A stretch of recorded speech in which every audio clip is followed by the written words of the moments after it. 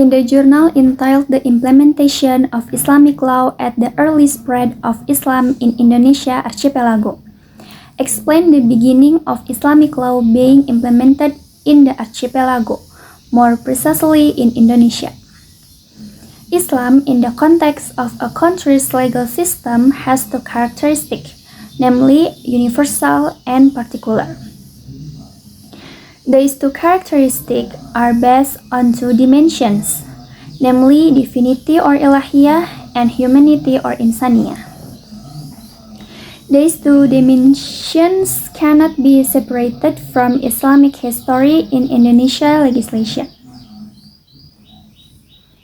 The studies of the graduality principle tadarruj of Islamic law in the context of Islamic law legislation in Indonesia has broad issues. It can be described into some discussions below. First, closely related to the history of the revelation of the Al-Quran and Hadith. 2.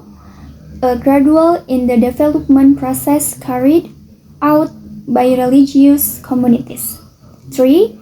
The formation and application of Islamic law cannot be separated from the process of establishing the unitary state of the Republic of Indonesia and the basics of formulation of the state constitutions or 5 principles.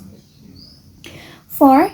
Islam law creates frictions of interest in the national legal system.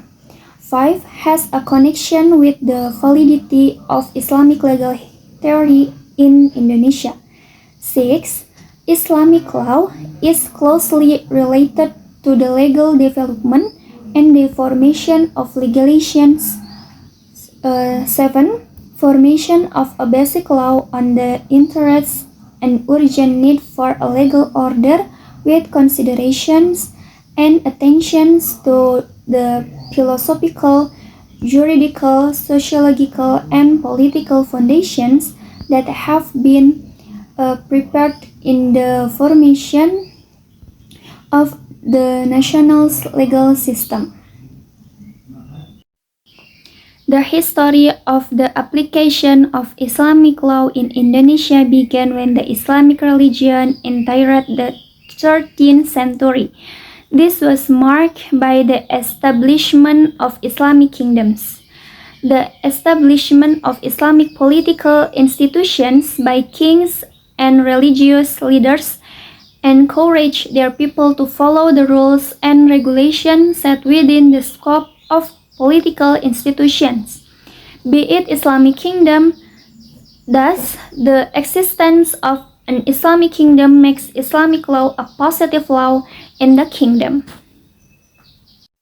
During the colonial period, the existence of Islamic legal and judicial institutions began to fade among Muslims when the Dutch, through the VOC, began to control and monopolize trade.